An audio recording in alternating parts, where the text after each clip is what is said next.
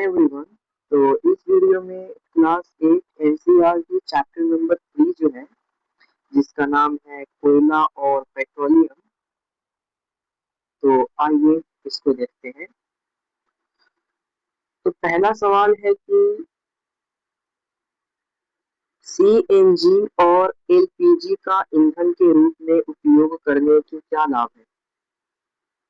CNG और LPG का ईंधन के रूप में उपयोग करने के क्या लाभ है। उत्तर में देखिएगा, सीएनजी और एलपीजी का उपयोग परिवहन वाहनों में ईंधन के रूप में किया जा रहा है क्योंकि ये कम प्रदूषणकारी, स्वच्छ ईंधन होने के साथ साथ सस्ते भी हैं।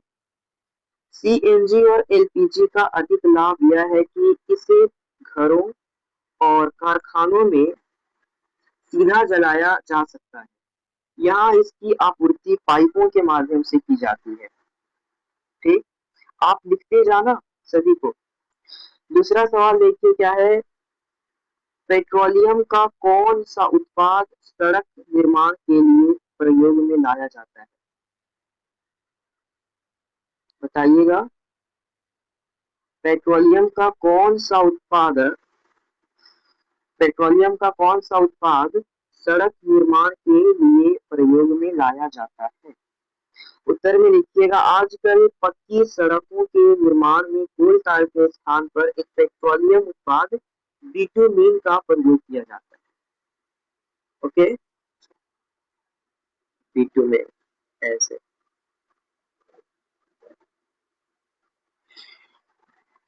तीसरा सवाल क्या है। तीसरा सवाल है कि वर्णन कीजिए मृत वनस्पति से कोयला किस प्रकार बनता है। यह प्रक्रम क्या कहलाता है। इसका यहाँ पे ये उत्तर होगा, यहाँ पे उत्तर लिख लीजिएगा। ओके, उत्तर में लिखिएगा, लगभग 300 मिलियन वर्ष पूर्व पृथ्वी पर निचले जलीय क्षेत्रों के घनीभवन प्राकृतिक प्रक्रमों के कारण मृदा के नीचे दब गए। उनके ऊपर अधिक मृदा होने के कारण वे संपीड़ित हो गए और गहरे होते गए, जिससे उन पर ताप व दाब बढ़ गया और धीरे धीरे कोयले में परिवर्तित हो गए। कोयले में मुख्य रूप से कार्बन होता है। यह प्रक्रम कार्बनीकरण कहलाता है। चौथा, रिक्त स्थानों की पूर्ति कीजिए। गैस तथा डैश जीवाश्म ईंधन है। कौन सवाल है। डैश तथा डैश जीवाश्म ईंधन है। यहाँ पर क्या आएगा और यहाँ पर क्या आएगा। तो कोयला तथा पेट्रोलियम जीवाश्म ईंधन है। यहाँ पे कोयला आएगा, यहाँ पे कोयला लिख लीजिएगा और यहाँ पर पेट्रोलियम लिख लीजिएगा। पेट्रोलियम। ठीक, खा वाला देखिए, खा सवाल, पेट्रोलियम के विभिन्न संघटकों को पृथक करने का प्रक्रम डैश कहलाता है। तो इसे कहते हैं परिष्करण। क्या कहते हैं, परिष्करण। पेट्रोलियम के विभिन्न संघटकों को पृथक मतलब अलग करने का प्रक्रम परिष्करण कहलाता है। ग, वाहनों के लिए सबसे कम प्रदूषक ईंधन है। वाहनों के लिए सबसे कम प्रदूषक ईंधन सीएनजी है। तो ये वाला लिख लीजिएगा, सीएनजी। आगे बढ़ते हैं। पांचवा सवाल देखिए क्या है। निम्नलिखित कथनों के सामने सत्य असत्य लिखिए। जीवाश्म ईंधन प्रयोगशाला में बनाए जा सकते हैं, बताइए सत्य की असत्य। ये असत्य है, तो यहाँ पे असत्य हो जाएगा। ठीक,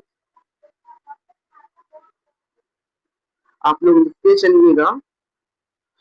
पेट्रोल की अपेक्षा सीएनजी अधिक प्रदूषक ईंधन है। ये भी असत्य है, ये भी असत्य है।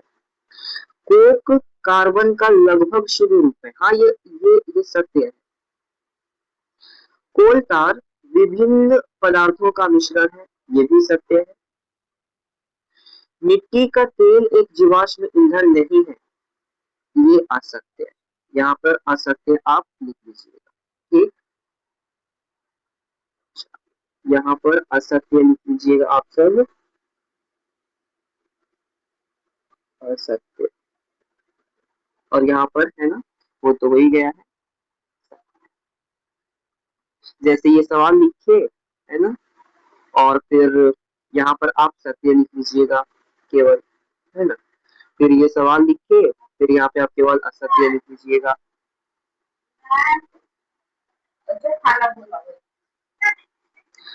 छठा सवाल है, समझाइए जीवाश्म ईंधन समाप्त होने वाले प्राकृतिक संसाधन क्यों। समझाइए, छठा सवाल है, समझाइए जीवाश्म ईंधन समाप्त होने वाले प्राकृतिक संसाधन क्यों है।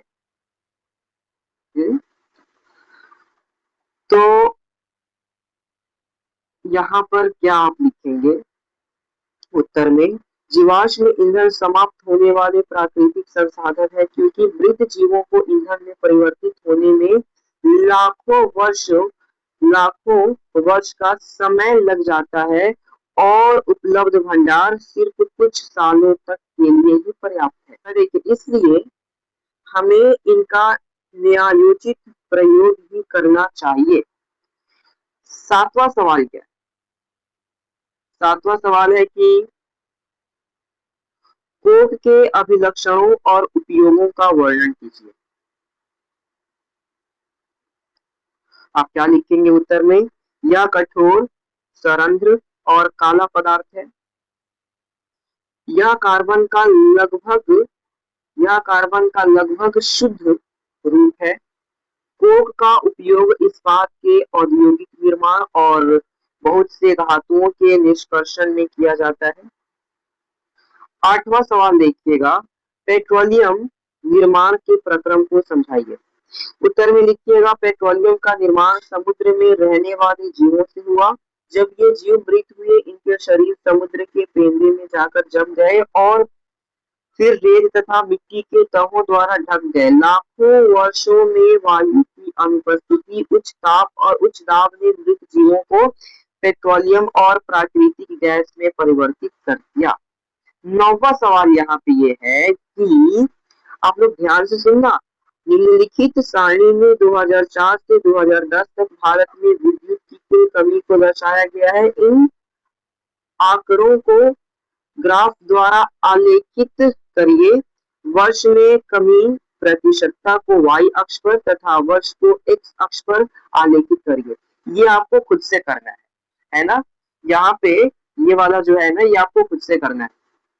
यहाँ पे आके करना क्या है, यहाँ पे ग्राफ बनाना है। क्या बनाना है, यहाँ पर ग्राफ बनाना है। तो आपको ये ग्राफ खुद से बनाना है। तो चैनल को प्लीज सब्सक्राइब कीजिए।